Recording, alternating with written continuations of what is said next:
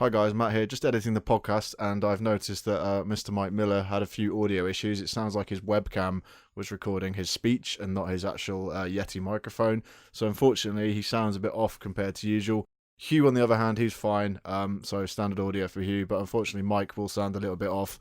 I've done my best to clean it up, but I don't really want to run too many filters and things over it because you end up with a very unnatural sounding voice. So yeah, hopefully you enjoy the show, but I promise you it will be back to normal next time. Thank you very much. I'm Tass Mellis of The Starters. This is Ben Golliver with the Open Floor Podcast. Hi, I'm Kristen Ludlow from NBA Inside Stuff. I'm OG Anunoby of the Toronto Raptors. Hey, I'm Elena Delanon, and welcome to the Double Clutch. Double Clutch. Double Clutch. Double Clutch. Double Clutch Podcast.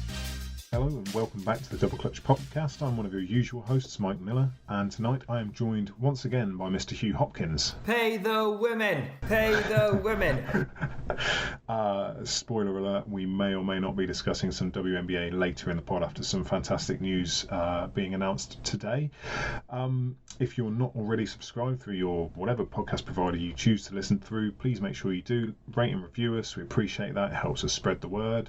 If you're not following us on social media platforms, go ahead and do so. It's at Double Clutch UK on Facebook, Instagram, Twitter, and I think that probably covers it, doesn't it? Yeah, I think so. We're not on TikTok yet, are we? Not quite, but we're working on it.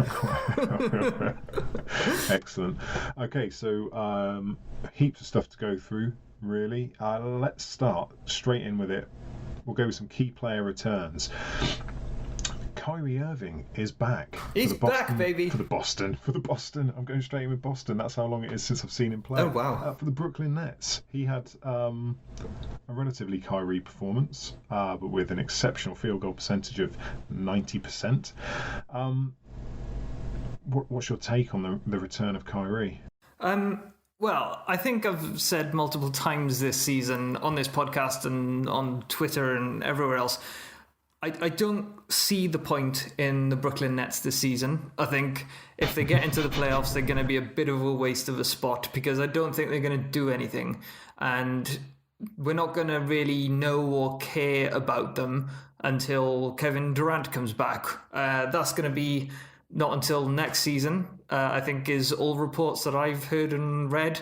So I personally can't get excited about the Brooklyn Nets. That being said, Kyrie is one of the most individually spectacularly talented players that I think anybody has seen in the past. Well, how long has he been playing now? 7 years, something like that. He's an incredible talent. So it's great to have him back on the court. Maybe it'll be worth tuning in to Brooklyn Nets games a little more often than I have done so far this year.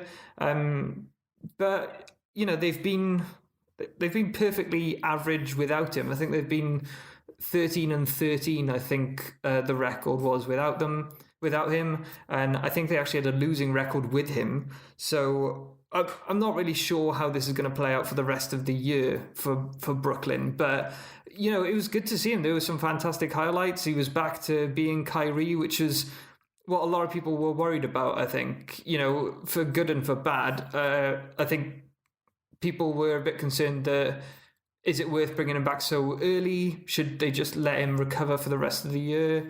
And it sounds like his shoulder is going to be hurting him for the rest of his career from the sounds of it. And he might have to have regular rehab and cortisone shots and things like that. So, maybe it is just worth bringing him back now and getting him used to playing with it. I don't know. What do you think? I think if it's something that could affect him for the rest of his career, then maybe he should pass the ball a little more. And it sounds like RSI in his shoulder. You bang on about the records. That sort of sticks out to me. The 12 games he's played with the Nets, they're 5-7 essentially. So that's not great. And without him, they are 13-13, which is. It's not great, but it's bang on average. I don't know. I guess it's an opportunity for him to sort of prove a few people wrong, I guess, in that, when has he ever led a team to the playoffs? because, and I hark on about this all the time, he didn't do it in Cleveland until LeBron got there. Nope. He didn't lead that team. He didn't really do it in Boston because he was injured, and then he threw hissy fits, and this is his chance to show he can do it. I mean, you are right. Individually, skill-wise, he is a spectacular player to watch. He got straight back in. This is one of the weird things, is that you've got a shoulder injury. You probably take a few bumps when you drive in the lane, and yet this guy was just going in the whole time. Finishing inside, some spectacular finishes. Didn't look that hurt to me, but to be fair, I'm not an NBA expert or an NBA medical expert, and not someone who's had to experience a shoulder injury that needs rehabbing. It was a pretty standard Kyrie stat line. 10 and 11. I think it was quite an efficient stat line for Kyrie. Oh, very efficient. I think, the way he went about getting his points, I think, was pretty standard. He did take a few bumps. And I know what you're saying. If he looked this good coming straight out of the blocks, then why hasn't he been playing for a while? But I don't know whether you saw the press conference he did. I think it was a week, 10 days ago, something like that. And the dude looked pretty depressed about everything. This was before it was announcing that he was coming back. And it sounded like he had really struggled. And, he's said since the game the other day that he missed basketball a lot and stuff. But we know... Well, we don't know for sure, He's but also said this is just a game. Yeah, this season already. I think it doesn't mean that much to him. Well, I think Kyrie struggles with sort of. I hate to try and speak for him, but it seems like he struggles with some mental health issues from time to time. So I wonder whether, yes, he might have been injured, but maybe being out for so long, going through rehab, he said that could be pretty tiring and pretty lonely, So I wonder whether that didn't help his rehab process, because he was getting a bit down, just essentially not playing, being by himself a lot of the time.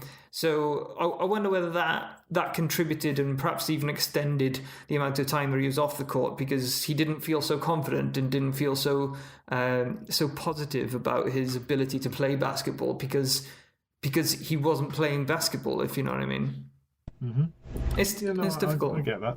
Yeah, it is. I mean, there's no doubt this guy's an extremely talented player, and it kind of just feels like he holds himself back a bit. He limits himself in terms of he's only willing to play one way. It has to be his way. It has to be on his terms and conditions. And I fear that we might not get to see the best of his abilities and talents if he continues to go down that road. I mean, he was essentially perfect as the wingman to LeBron.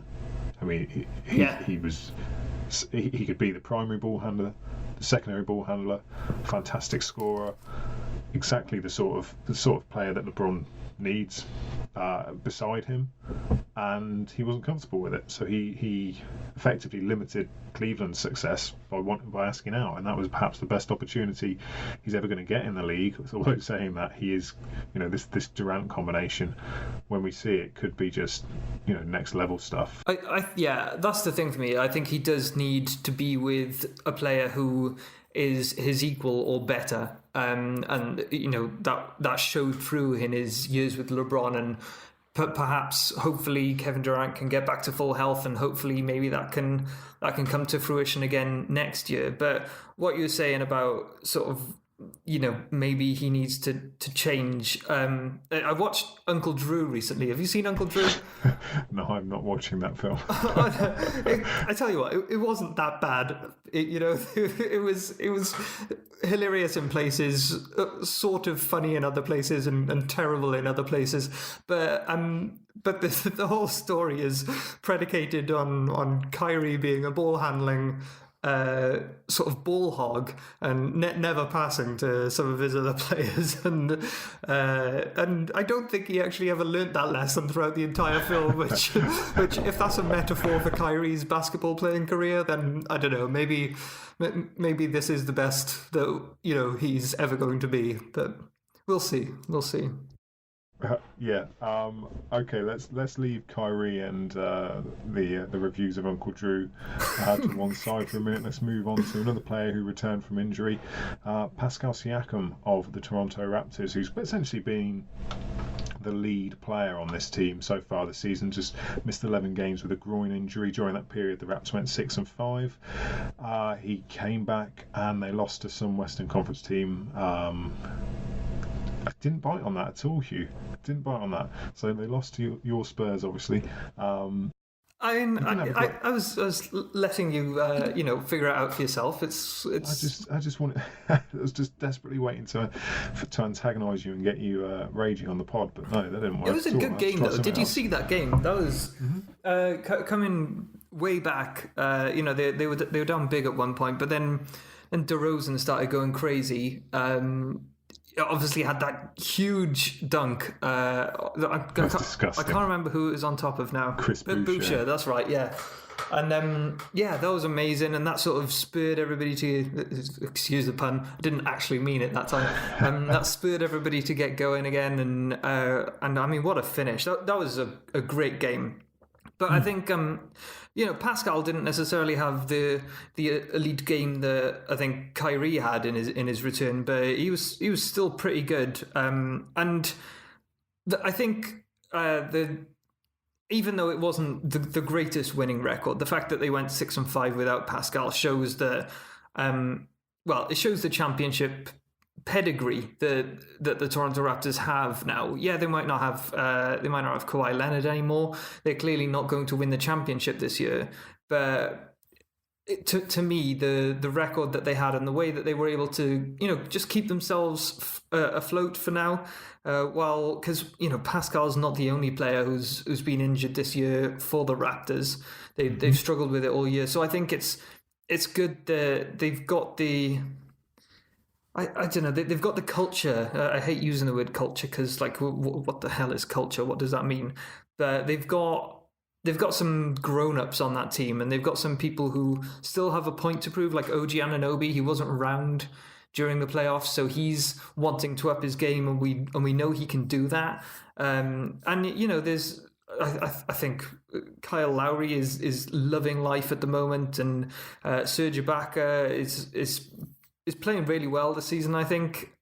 So I think the Toronto Raptors, they're going to be looking good throughout this entire season, regardless of who's on the floor. But I think Pascal is is the player that is going to take the Toronto Raptors deep into the playoffs. I think they need him to be the guy that Kawhi was last year. Even though he won't reach that level, I think they need him. Yeah, absolutely. I mean, I look at the starting five, and I accept that people like Marc Gasol aren't there at the minute, but Lowry, Ibaka, Norman Powell, Siakam, and OG Anunoby.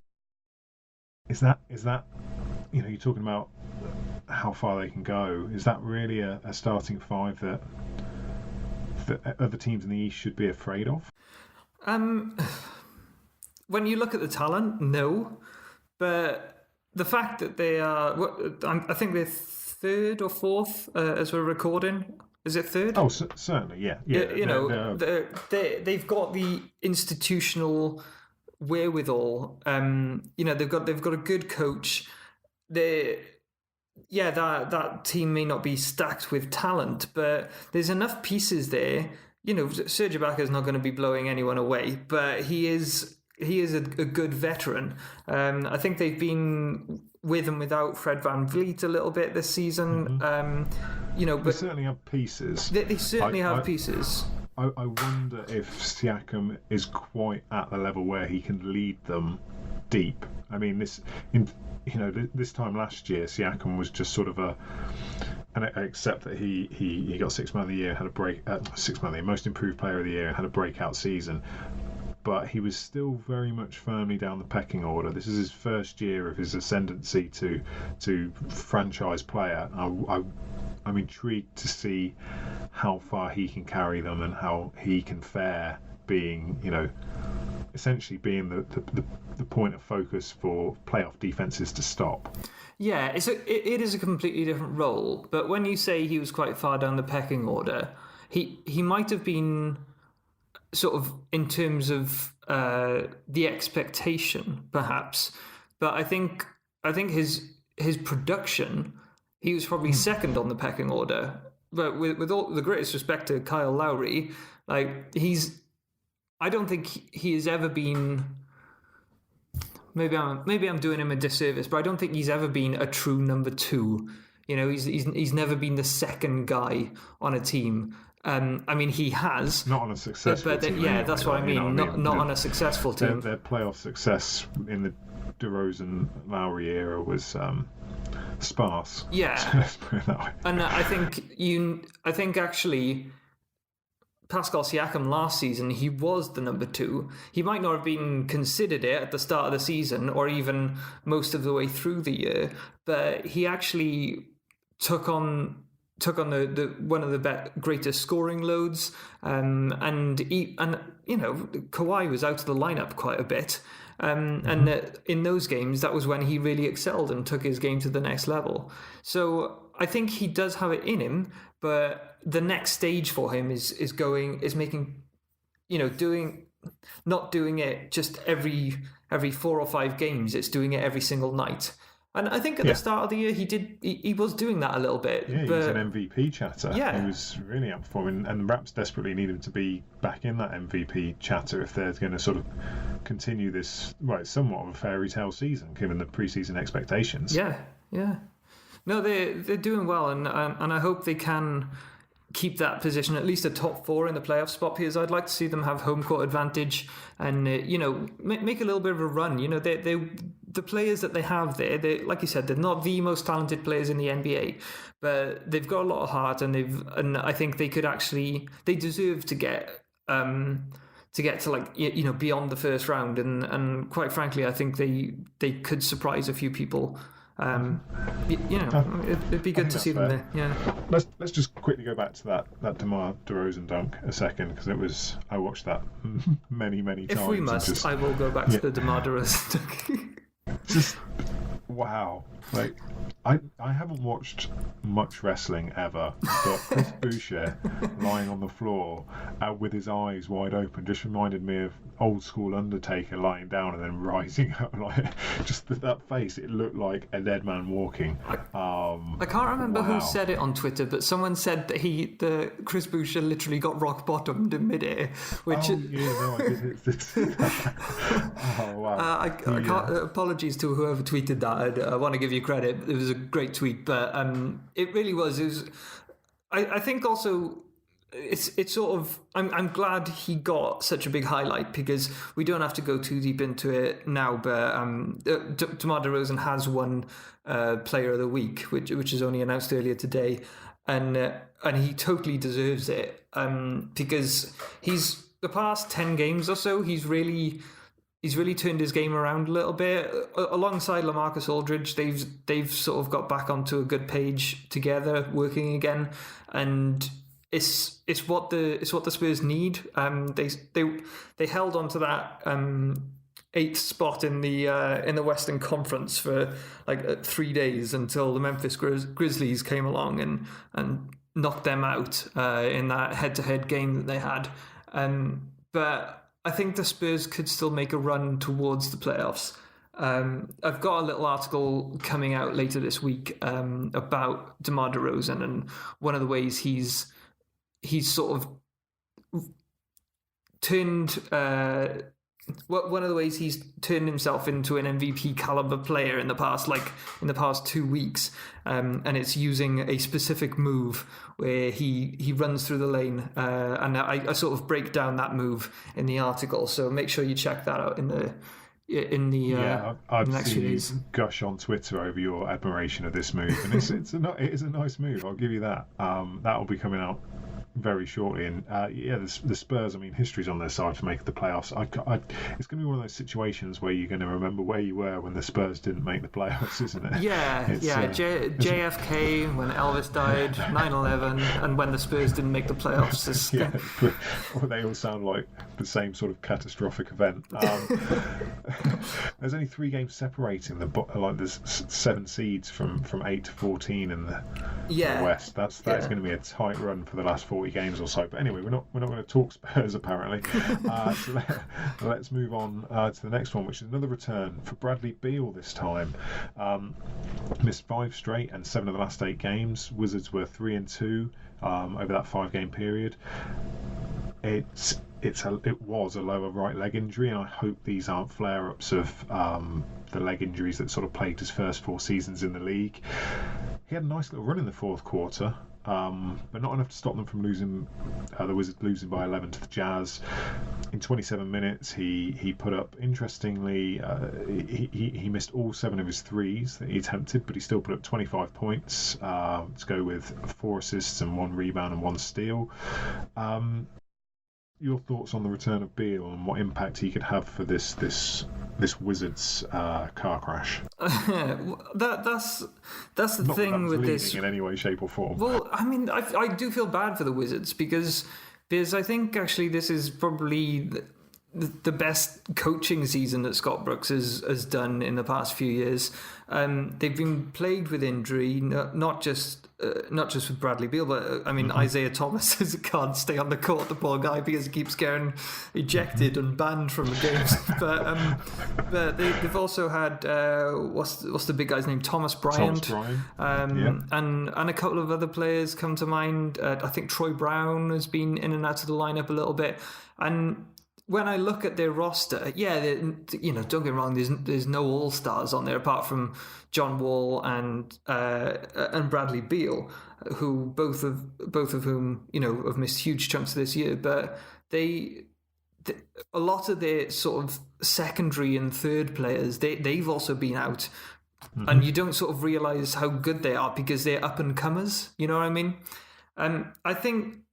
I think Bradley Beal will help this team going forward, obviously, if he can stay healthy. And one of the things that I sort of thought was interesting from Scott Brooks over the weekend was he said, when I know Isaiah Thomas has been having a few struggles offensively, his shot hasn't been falling when he's been in the games the past few weeks.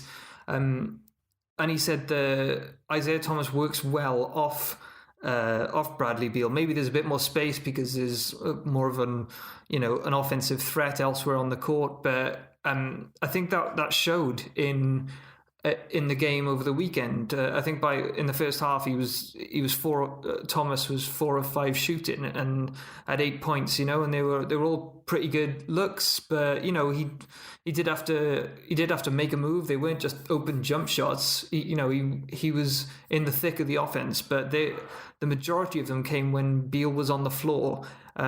So that's the thing that I think has been missing from this team, is that Beal unlocks so much more. And I think it's going to be interesting to see if they can work their way back to just threaten the bottom of the Eastern Conference. I think, and I wanted to ask you, out of these 3 players, which player do you think will benefit their team the most? In the context of what, getting them to the playoffs? For the rest of the season. So given where each team is relatively within the conference, the Nets are right at the bottom. They're clinging on to one of those bottom spots. The Toronto Raptors, they're in the top 4. The Washington Wizards, they're just outside the playoffs.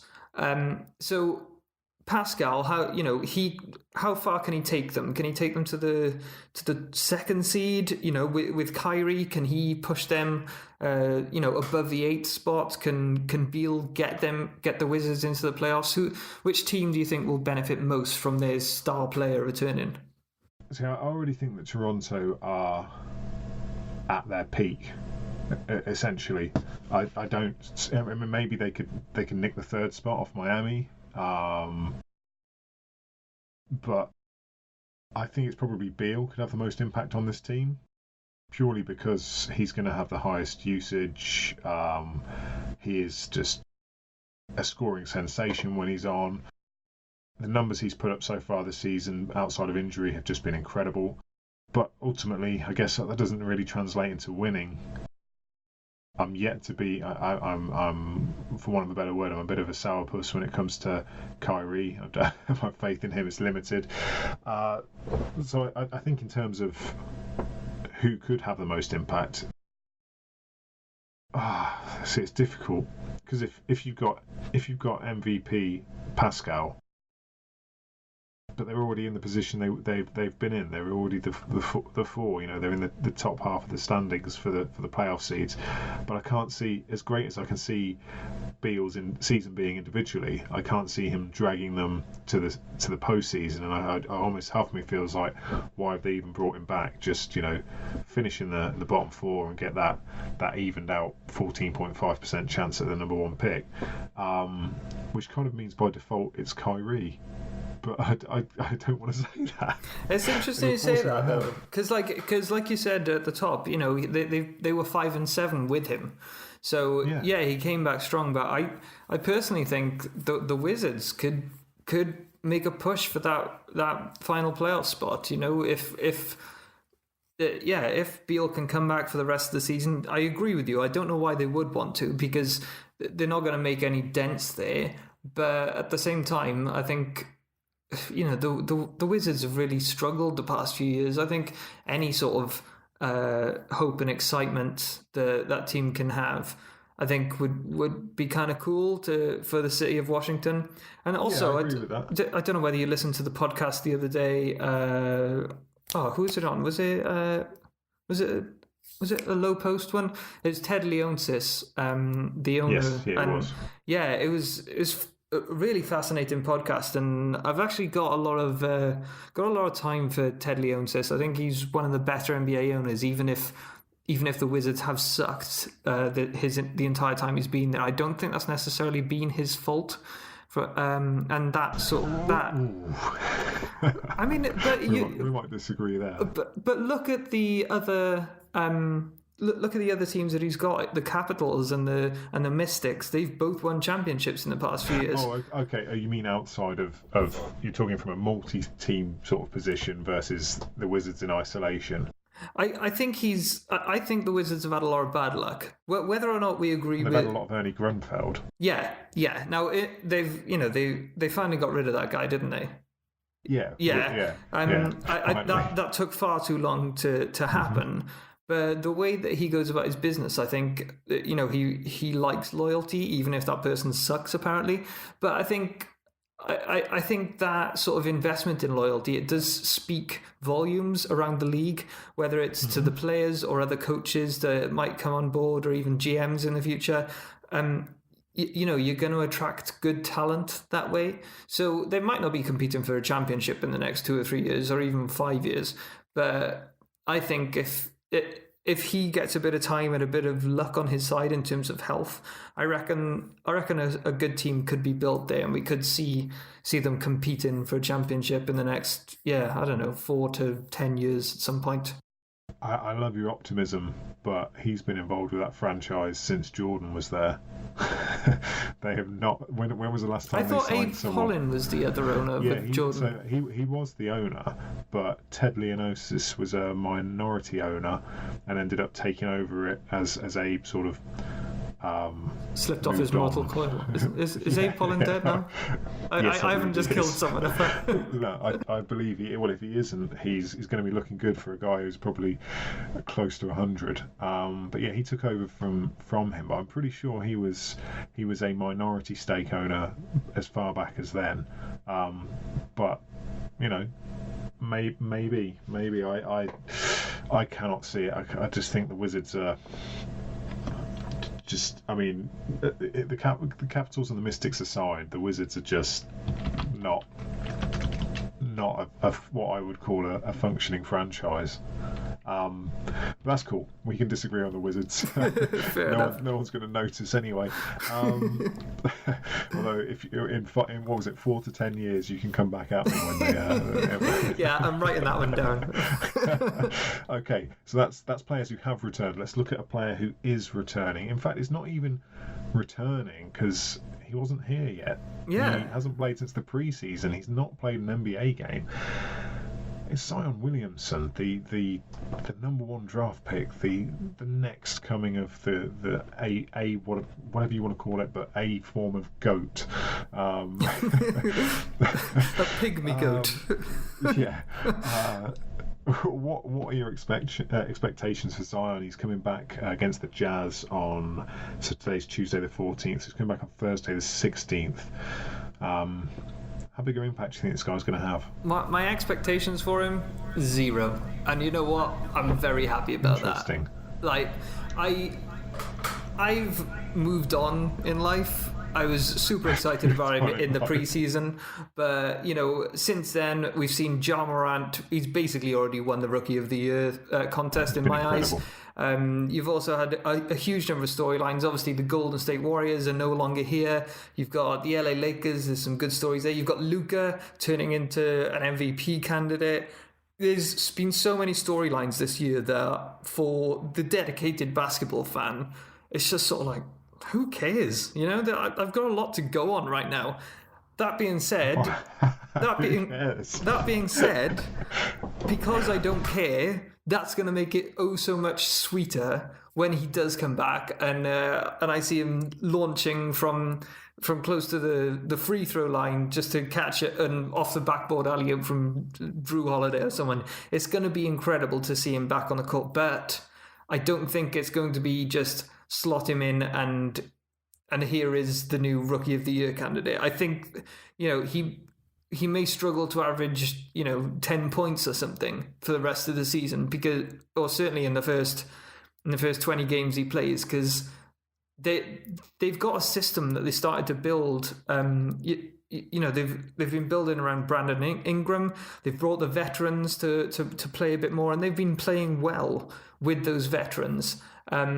I think the original idea was that they were going to have a youth project with Zion, with Lonzo, with Brandon Ingram, and the veterans were essentially there to keep the peace and perhaps give them a little bit of a push late in the season if they stood a chance of making the playoffs.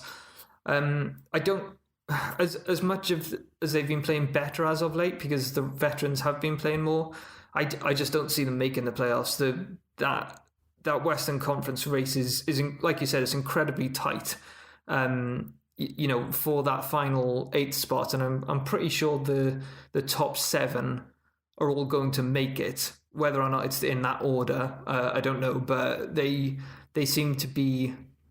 Just the way that they're playing, I've probably watched all of the teams in the league at this stage at least once, and the way that those top 7 have been playing throughout this season is sort of on a slightly higher level. Now, the past 2 weeks, the Spurs have been playing on that level, but not for the whole season. There's been moments where Memphis have played that well, but not for the whole of the seasons. And it's the same with the rest of that core group underneath. And I think the Pelicans, they're just too far out of that group competing for the 8th spot. They're 3 games back on Memphis. The 14th seeded Pelicans 15-26, the 8th seeded Grizzlies 18-22. 3 games back. That's all it is. 3 games. And 3 W's. And they're going to bring in a player who's going to be the new focal point of their offense, probably, right? Yeah. And that means that they're going. I get what you're saying. And that means that they're going to have to switch their entire offense. Which, I think is probably a good thing, because they need to figure out how to play Brandon Ingram and Zion Williamson together for the long term. But but at the same time, it's still an experiment. I don't see them. I don't see them making that push with all these. With so many questions over who's going to even have the final shot. Yeah, but don't get me wrong. It'll be cool, but because I have sort of written off the Pelicans, and because I've moved on from the excitement of Zion Williamson right at the start of the season, it'll be cool to see him back. I'll get excited about it, but I don't have the highest expectations for that team or for him for the remaining 40 games. Okay, so let me put it another way. Can you see a situation where he can win Rookie of the Year? No, not a chance. Too late now. How many games have they played? Remember 16-17 when Embiid challenged for Rookie of the Year? Remember how many games he played? And did he win it? 31 games, and he lost to Brogdon. Admittedly, Brogdon is not Ja Morant, and I say that no offense to Brogdon because he is a quality player, but he's not really the star that Ja Morant is. Is it you that called him the worst Rookie of the Year in the past few years? Who did that That recently? might have been me. That might have been me. But I would say he was a. Would he have been better? Come on, Michael Carter-Williams? No, wait a sec. Exactly. Michael Carter-Williams. There we go. Michael Carter-Williams. And then for the season he had, would you put? Then I'd put him. Then I'd probably put Victor Oladipo. Yeah, possibly. But that's. Again, yeah, it's definitely Michael Carter-Williams. Yeah. I don't think I'd have said it about Brogdon with NCW in the frame. Let's say he comes back then and averages 22, 15 and 2 blocks, 1.5 blocks for the next 40 games, although he's going to be on a minutes restriction to start, but we'll let him build up into it. Can you not see a situation where Ja Morant, as great as he is and as consistent as he is, if they slide for any reason out of the playoffs, and let's face it, they shouldn't be in the playoffs this year. There was no expectations for them. So if they start sliding back down, you still don't think there's a chance? I just think what Ja Morant has done, he's brought forward their timeline. You know, the Memphis Grizzlies, they were. Remember, they lost Mike Conley last in the off season, right? They had that poor guy who was the last guy standing from the grit and grind era, right? They had this amazing stretch, and then all of a sudden they started getting rid of Tony Allen, Zebo, to injuries, retirement, and then of course, they sent off Marc Gasol and said let him ride off into the sunset to win a championship, while poor Mike Conley was sat there, still wearing that blue and yellow grit and grind T-shirt from 2012 or whatever it was, and they were going to hit rock bottom. They were supposed to. That was supposed to be the end. It was supposed to be rebuilding. It was supposed to be what the Charlotte Hornets are. But the only reason now it's been some good shrewd decisions by the front office. They got Brandon Clark and they made a great decision, even though he wasn't the best player in that draft class. Getting Jaren Jackson Jr. Another great decision. And fantastic player. Yeah, and that trio now, they're going to be the future, but they've sort of accelerated all that. They've brought all that forward to the point where they are now. He's averaging nearly 18 points, 7 assists, and 3.5 rebounds, and he's shooting 48% from the floor. That's pretty solid, and he's doing it all in 29 minutes. That's not very high minutes for someone who was like a top 3 player in his draft class and is on a supposedly terrible team, and he's managing to turn the franchise on its head.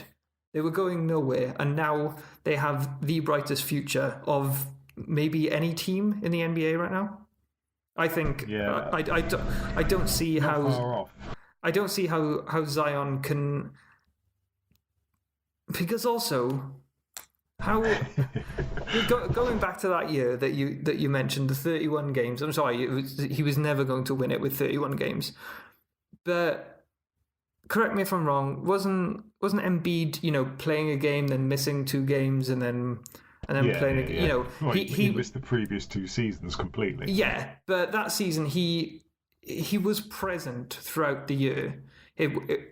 With Zion, there was prolonged periods of injury, but I get what you're saying. They did have to limit his. I guess it was the precursor to load management. Yeah. No, I get what you're saying. But whereas Zion, he's just disappeared for 3 months. When he turned up on the JJ Redick podcast a week or 2 ago, it was like, oh crap, yeah, Zion. I remember him. That guy's in the league.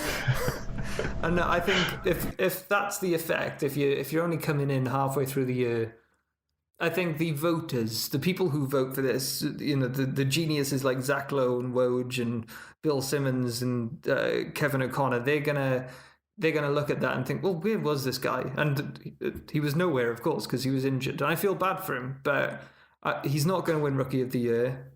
And quite frankly, I don't think that should be his goal anymore. I think his goal needs to be play healthily for the rest of the season and figure out what's going on with the roster for the next few years.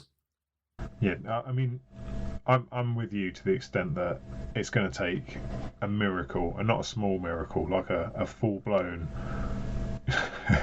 Maybe John Morant gets injured. Maybe John Morant gets injured. Why have you said that? I know, that was really mean, wasn't it? That was a horrible thing to say.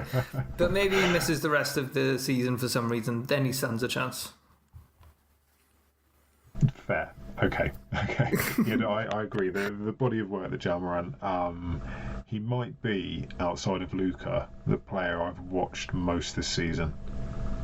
I just love watching him play. He's just the reckless abandon, the ability to involve everyone on his team. He's like he's just like everything you want your point guard to be. I am a little bit on the side of Mo, though. Shouts to Mo, who has been sort of following, and he's sort of setting up a bit of a thread of all the really dangerous landing angles that he goes. It's like when he goes up for a dunk, it's like sort of early Derrick Rose, and he sort of thought every time Derrick Rose lands, he was going to injure himself, that sort of thing. Yeah, but it didn't happen. Oh God, you're gonna make me jinx everything, and we're gonna destroy. Yeah, no, let's not try and predict when he's gonna get injured and how. Let's swiftly move. Okay, let's move away from this topic right now. Let's go to Boston. Jayson Tatum, 41 points against the Pelicans, new career high, beat his career high of 39. How good can this guy be? In our Google Doc, you threw a few audacious statements or questions out afterwards, and I read that. I went, oh, okay, let's pick this one up then. Let's see what Hugh's got to say on this. The reason I was keen to talk about this is because all this season I've been doing the top 5 MVP race for Double Clutch, and the first ever top 5 MVP race. His first few games, right? His first 8 games, he was scoring 21 points, 7.5 rebounds, and he led the league in plus minus, and until sort of the start of December, essentially. It was incredible what he was doing, and a couple of people said he's not even the MVP on his own team. How can you have him on this list? But honestly, when watching the Boston Celtics, I felt that the reason they were playing so well early in the season was because he was this glue guy. And I know what you're saying, glue guys they're not MVP candidates. Glue guys are, people like sort of Shane Battier and things like that. They're sort of 7th, 8th men that sort of come in and are able to hold everything together while the team gets back on track. But and that's sort of what he was doing. But at the same time, he was doing a lot of the scoring, and he was doing a lot of the playmaking. And I honestly couldn't see anyone better on that team in the first sort of 6 to 8 weeks of the season. After that, he sort of went off the boil a bit, and Jaylen Brown sort of became the face of the Celtics. And across during all this time, you've also had Kemba. Kemba's been the sort of continuity face, and the reason why they've kept it together all year long, especially when oh my God, why do I keep on honestly, this is like 3 pods in a row where I forget the white guy's name. What's his name? Which one? The Boston Celtics player, former Utah Jazz guy. Why does it keep on slipping my mind? What, Ennis Kanter? No, he's not. He played for the Jazz. Trump supporter. The what? The Trump supporter. Trump supporter? Who's the Trump On the supporter? Boston Celtics. Oh God, why am I'm losing it now? Right, do you know what we'll do quickly? We're gonna Google to help you out. Let's look at the roster. Gordon Hayward. Gordon Hayward, yeah. I've not even looked at how I forgot that as well. I was like, white guy, and I was like, let's think of the white. But mad that you say Utah Jazz, and I immediately go back to Ennis Cantor. Yeah, I don't know how that happened. Anyway, he bounced around 3 teams since then. Yeah, I'm sorry, Gordon Hayward. Your name just did not stick in my head. Honestly, it's like 3 pods in a row now. I've forgotten his name. I Anyway, forgot he was a Trump supporter. yeah. So he so he was playing well at one point, and then he had a bit of an injury, and then he struggled for a little bit, and now he's getting a bit back on track.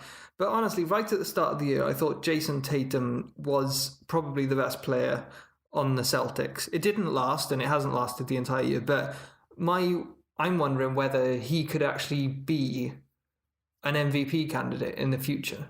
What do you think? I think he could be a candidate in the future. I don't think he's there yet. I don't know whether that's because of his overall ceiling and skill set, because he is a quality player, and I wonder whether he, just because of the way Boston play, I wonder whether he's being used to his full potential. That's why we've got these questions about who's better, him or Jaylen Brown, because they are both. Yeah. They're interchangeable so many times. They can play both sides of the floor. They can explode on offense. They're a great problem to have for Boston, but I actually think in the future they might struggle to keep them together. But saying that, could he be an MVP? I think he could if a few things go his way. Multi-time All-Star? Absolutely. Yeah. But not based on the fact he scored 41 points against the Pelicans. No, but it was more that after that he was saying, one of the quotes were the people he looks up to, they do that, more nights than they don't. So I know I've got a long way to go, but I know that I can get there. That's the sort of, I'm paraphrasing, but that was roughly what he said. And it got me thinking, well, actually, yeah, you were there right at the start of the season. So what's happened, and what does he need to do to stay on that level? Because as Kemba Walker said after Tatum scored 41, he said it's really hard to score 41 in this league. It's hard to score more than 40.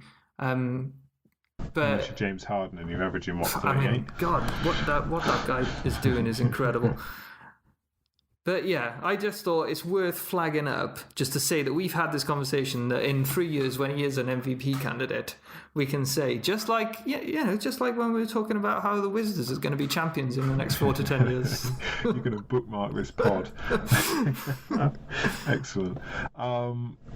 Tatum, yeah, great player.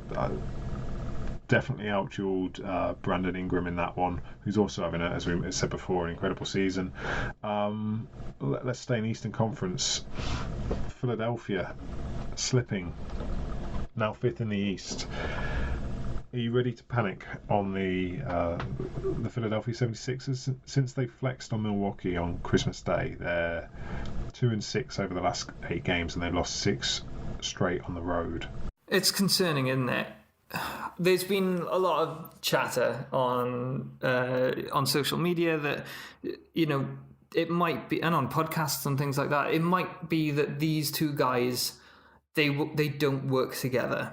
So on Double Clutch Twitter, at Double Clutch UK, we ran a bit of a poll earlier today, thinking if this season goes wrong and you have to trade either Ben Simmons or Joel Embiid, who would you want to build around? Who would you want to keep on the Philadelphia 76ers? And 65% of people said that they would keep Embiid, which I was a little bit surprised at. I thought it would be a bit closer than that. And the reason why is because they clearly are not a perfect fit together, for various reasons.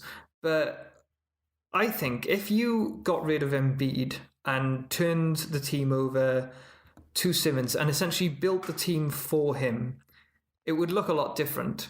But I think it would look a bit more like a sort of Steve Nash Phoenix Suns 7 seconds or less, where you basically run the ball up the floor.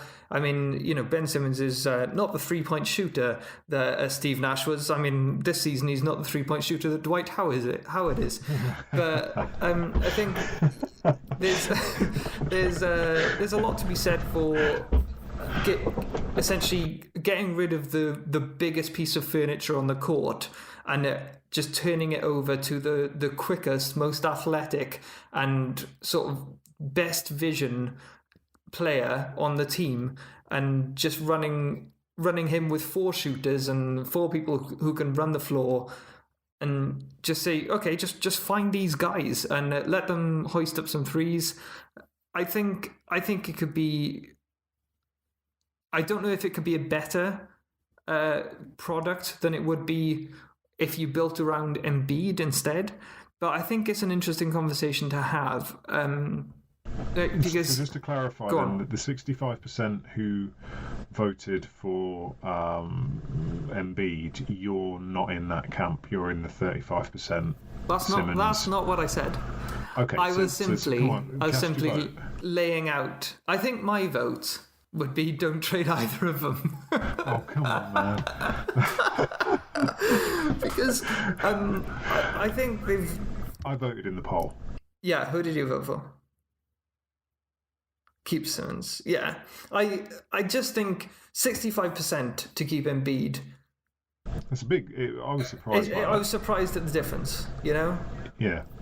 I can't believe you just sat on the fence for that.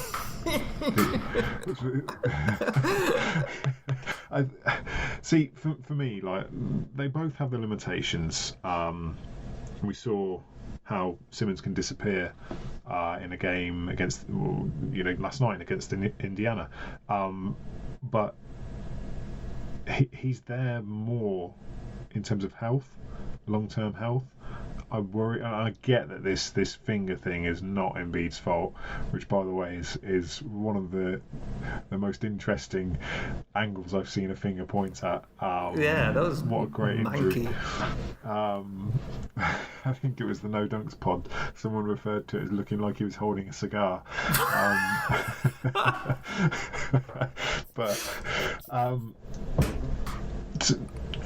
For Embiid, he has struggled with health. Yeah. Throughout his career. Yeah. That worries me. It worries me on a guy of that sort of frame, that he's had back issues and things like that.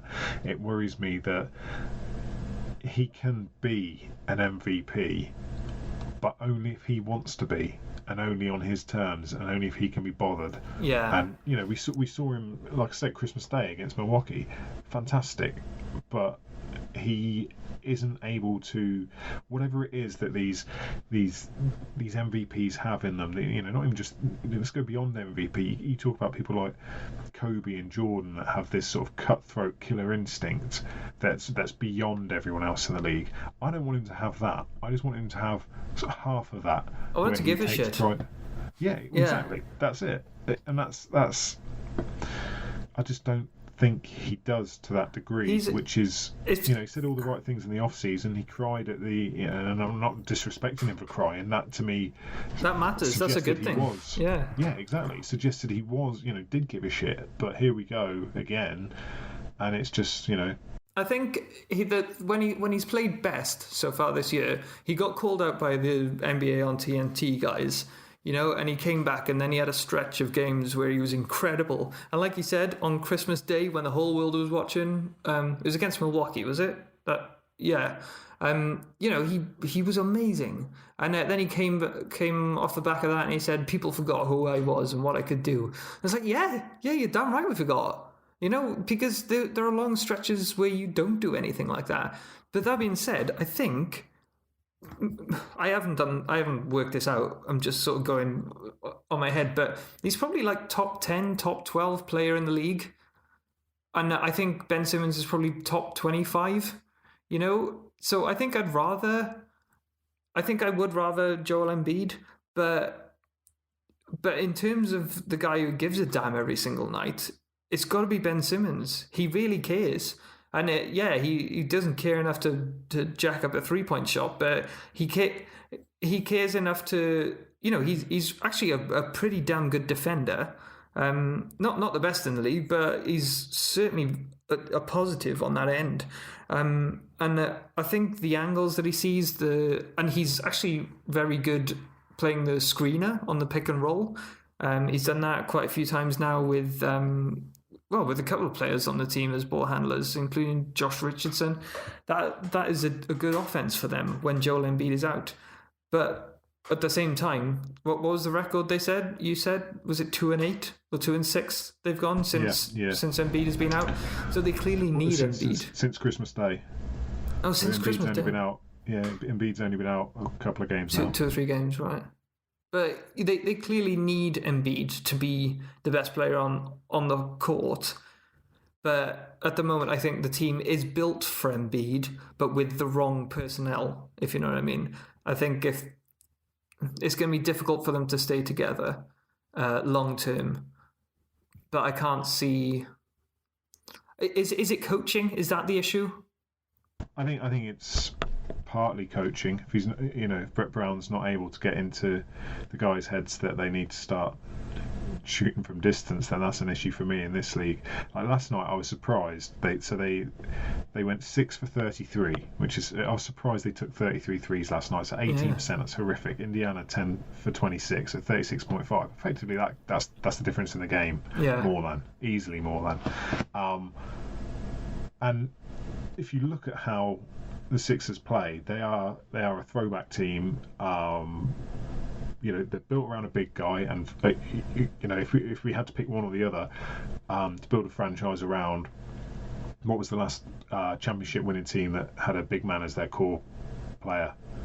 I think that's an outdated ideology that you need to build around a big guy.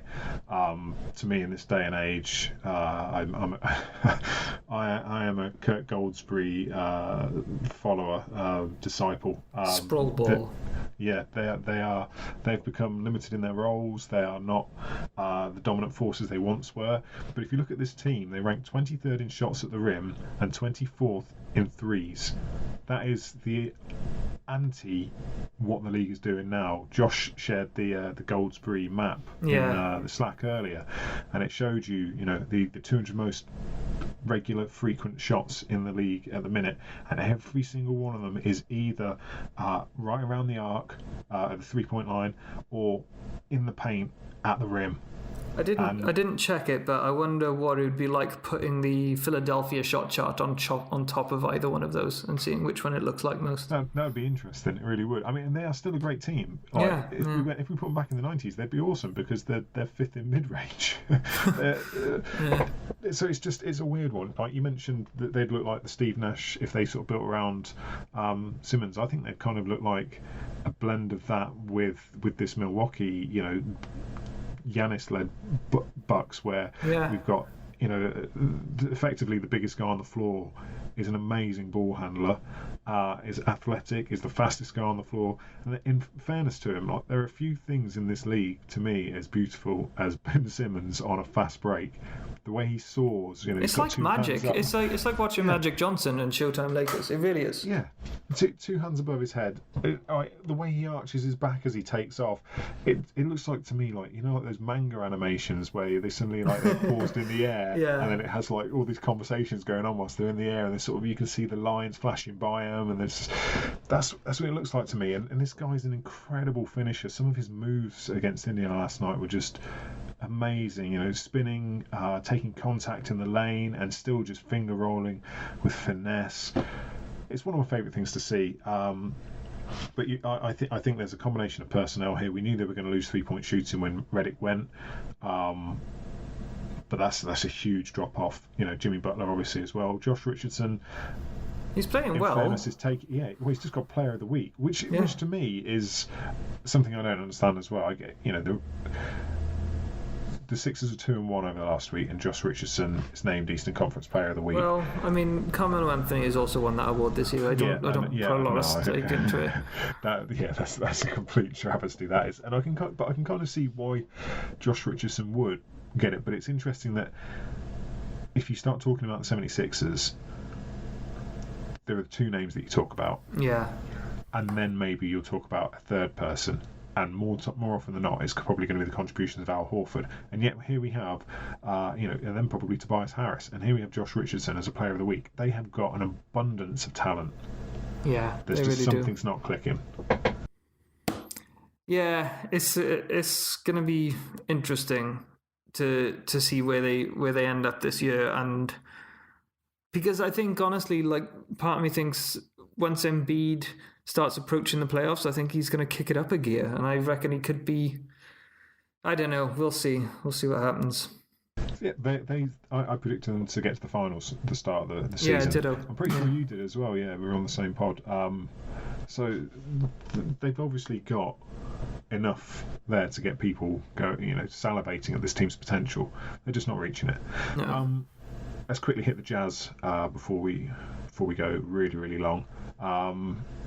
The Jazz, another late season push after Christmas. They seem to do this every year. It's like, oh yeah, get Christmas out of the way. Everyone's putting on a couple of pounds. Now let's hit them. Yeah.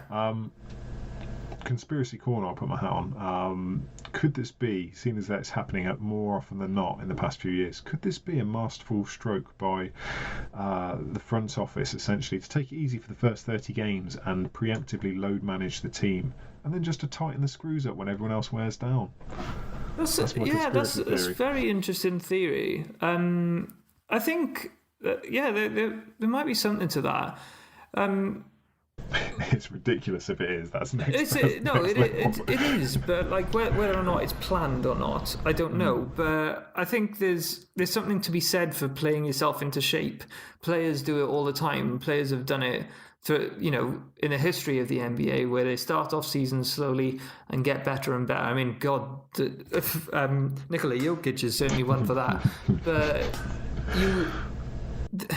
Even in college, Donovan Mitchell, he didn't start off his year very well in college, and then by the end of the year, I think he was making good push into March Madness and things like that when he was in Louisville. And that sort of carried over into his career a little bit.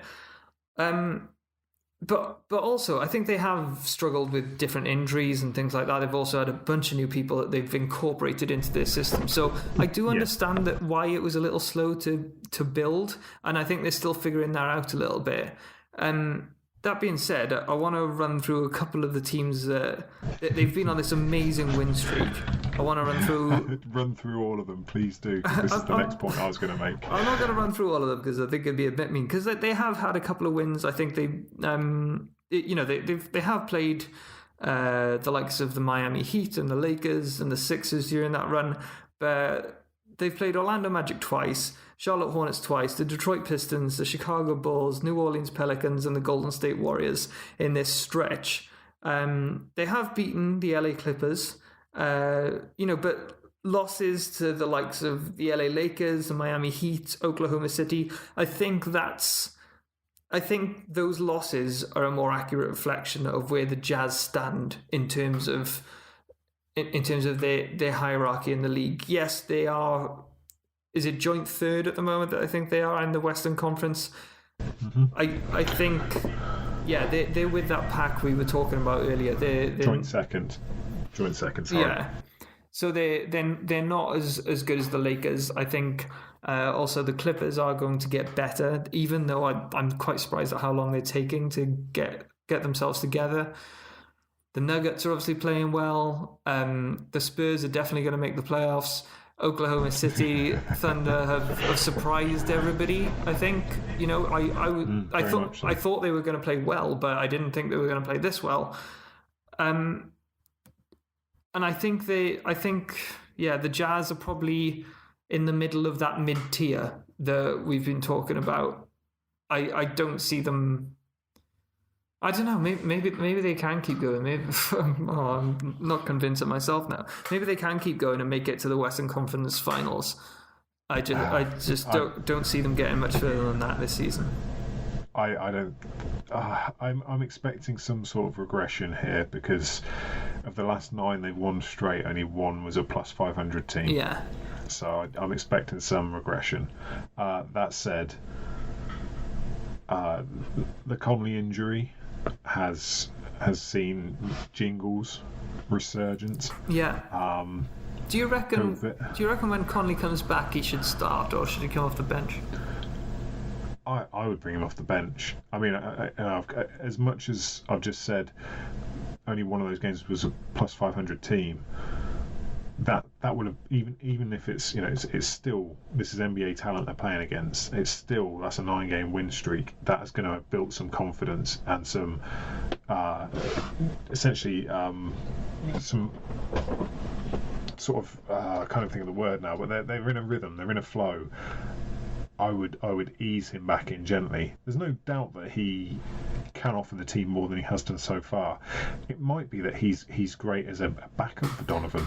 Well, that's what I'm thinking, is that they are roughly the same size and height and build.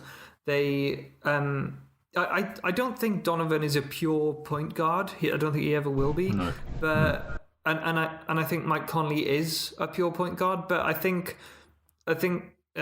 Mitchell needs the ball in his hands to be the playmaker and be the creator and the scorer. That's where he excels.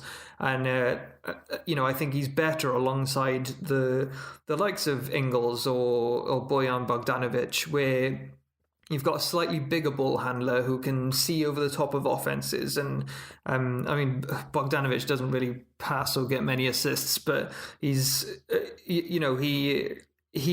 he still can be a useful wingman for someone of a smaller build. Now, if you brought Conley off the bench, I think he could. Whether or not, maybe I'm doing him a disservice as saying he's no longer starter material, but I think because I don't think he's bench material. I think he's way above that. But I think that's where they would get the most use out of him, is when he's going up against those second units. Clearly, second units apart. Yeah, clearly the starting five is okay against other starting fives in the NBA. But maybe that bench needs firming up, and maybe Conley is the guy to do that. Mm-hmm. The thing is, he's the consummate professional as well, so if they approach him with that, you can expect him to buy into it. He might not be happy with the idea of it, but you can... I don't think he's going to complain, though, is he? He's going to get on with it. Yeah. No, exactly. Okay, so yes or no, are the Jazz for real on this win streak? No. Sorry. No. Sorry, Utah fans. Well, yeah, same. I agree. Let's do games of the week, and then we'll quickly hit the WNBA for a split second. Sounds good. What's your choice for game of the week? So, you may be surprised. I'm going for a San Antonio Spurs game. We've got to stop with these homer picks. But I must say, actually, it probably is one of the better games of the week, because the Spurs play the Heat. I think it's on Wednesday or Thursday. Now, that's in Miami. But then on Sunday, we get to see them in the UK on prime time at 8 o'clock in the evening. But they're going to be back in Texas. So that's going to be a really interesting matchup, because they're essentially playing... They only play each other twice this season, and it'll be interesting to see who comes away. We could see the Heat coming away from that with 2 wins intact, but equally, I think we could see a sort of both home teams winning on the home court. But if the Spurs could get an upset, that could be the thing that sort of pushes them into back into the playoff run, because not many teams are beating that Miami Heat this year. So, I think that matchup could be interesting this week. It could determine quite a few things. Could determine how high the Miami Heat get in the Eastern Conference, and if they can stay in that top 2 or 3 tier. Because I think everybody's a bit surprised at them this year. I wasn't expecting the Heat to do as well as they have, but they've been incredible. I think it's going to be a good matchup. I'm excited to see them. So that's 8 p.m. on Sky Sports Arena, I think, isn't it? Yeah, it certainly is. And that matchup between Player of the Week DeMar DeRozan and Jimmy Butler is one to look out for. Yeah. And even seeing how they try and deal with Marcus Aldridge. Are they going to send Myers Leonard out for length on those that long behind the head release, or are they going to send someone athletic like Bam? I'll be tuning into that. I was tempted to go Clippers at Pelicans on Sky on a Saturday. Yeah, could be good. You've given me so much Zion slander. I'm not going to. No. So I'm going to go Lakers at Rockets at 1:30 a.m. Saturday. I think that's going to be an interesting one for 2 teams right at the top of the Western Conference. You've got the first and the 4th seed, I believe. Cool. Let's do WNBA then quickly, because some big news today. They've tentatively agreed a new CBA, collective bargaining agreement, which I believe will run 7 years if it goes through. So the end of the 2027 season would be the logical one. It's big news because there's a lot of things that have come through that are, dramatically improved. Salaries have essentially, the amount a player can earn has tripled, which is massive. Basic things which really should have been flagged a long time ago. Like this is sort of 40 years behind the NBA. Is that when they travel now, they're going to get I laugh, but this is serious. Like premium economy class status for all players for regular season air travel. They're going to get individual hotel accommodations for every player. There's some really crazy sort of things that I say crazy in the sense that I can't believe in this day and age were still things in the most high-profile women's basketball league in the world. There's some really sort of incredible things they've added as well to do with motherhood and family planning within the collective bargaining agreement. Your thoughts on it, please, as our resident WNBA expert. So yeah, the motherhood thing is incredible because now for the first time in the WNBA's 24 years, so we're going into the 24th season now. For the first time, they've probably got better parental leave than the NBA players had, which is just astonishing, really. But like you said, you covered off a couple of the main headlines around this. Is that most players, certainly the top players, they're going to be earning more than $250,000. Some of them can earn, which is, I think the top salary for some of the better players was like $117,000, which is just minuscule. There are players in the NBA that earn more than the entire WNBA. Just one player, which I do hate to sort of make that reference because I don't want the NBA to be compared to the WNBA. Well, one is not as profitable as the other, and for various reasons. So actually, you should be paid sort of what you deserve. But the coolest thing about this is that previously it was roughly estimated that WNBA players get roughly 22-23% of basically the money that was made, so the turnover, only 23% of that went to WNBA player salaries. But now they're making moves. I don't know the full details yet. We've only seen the release earlier today, but they're making moves so that will hopefully, after the 2021 season, that'll hopefully be 50%, which is in line with what the NBA is. So yeah, they're not going to earn as much as the NBA players, and they shouldn't do because there's not that much money in the league. But they have the potential to earn the same percentage of the income, which is the most key thing of all. There are a couple of fantastic sort of Q&As that I've been reading ahead of this pod. But like I said, we only saw the news come through earlier today. So what I'll do is share a couple of the key ones from people like Michelle Vopel over at ESPN. And there was a good one on High Post Hoops as well that sort of break down what some of these things mean. But the most immediate thing that it does mean is that in the next 2 or 3 weeks, WNBA free agency can start, and people will know what contracts they can go for now, and it means that we'll be getting a season in the next few months, which it was never truly in danger, but things could have gone south during the CBA negotiations. But now that we've got a CBA for the next 7-8 seasons, this is great news for the WNBA, and hopefully it can continue to grow in that vein in the same way that women's sports are growing in recent years. Yeah, I agree. I mean, the 50-50 revenue share is a huge thing for them, and it was something that made a few headlines when it was raised last year or last summer, and there was talk. You got people saying no, they shouldn't ask for the same as NBA players, and there's no. Wait a sec, they're not asking for an NBA salary, they're asking for the split of revenue to be the same as the NBA. And it's two totally different things, and they should be entitled to a similar split. And I said it during the season. Go support the WNBA. It's great, and if you get WNBA League Pass, it's like £20 for the whole season, including playoffs. It's dirt cheap. That's like cheaper than 1 month of NBA League Pass. It's just insane. But it's awesome news. Very much looking forward to it. And we've got, in fact, before then, we've got GB qualifying tournament next month for the Olympics. Yeah, for the women's team.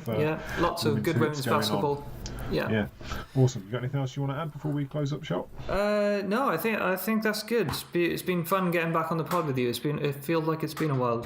It's been a while. It's last year. One thing. Oh yeah, it really was last year. One thing that we should shout out to is Josh Coyne is back with his movies podcast in the next, hopefully in the next week or so. It might even be the next podcast to come in your feed, but it might be the one after that. So, keep an eye on everything, because he's previously done Space Jam. So if you haven't listened to that one yet, go back in our feed a little bit, and he breaks down Space Jam with some of the guys who actually worked on the film, worked alongside Michael Jordan, and sort of developed some of the basketball scenes and that sort of thing, and he's doing that all again with our very own Nick Whitfield, and should we? I mean, everybody's going to know what it is if they've seen our Twitter timeline, but they're going to be working on White Men Can't Jump, which is. I was going to say, if you wanted to be cryptic, you could have said you can listen to it, but you might not hear it. Well, I mean, you can't hear it. You can't hear Jimmy. We can't hear Jimmy. We can listen to Jimmy. On that note, if you are not already subscribed, I'm going to go listen to some Jimmy now. And rate and review us. If you're not following us, please make sure you do at Double Clutch UK. Send us in your thoughts, your questions. Hit us up with anything you want, really, either on social media or admin@doubleclutch.uk. Thank you very much for listening. We will be back with you very, very soon. Peace.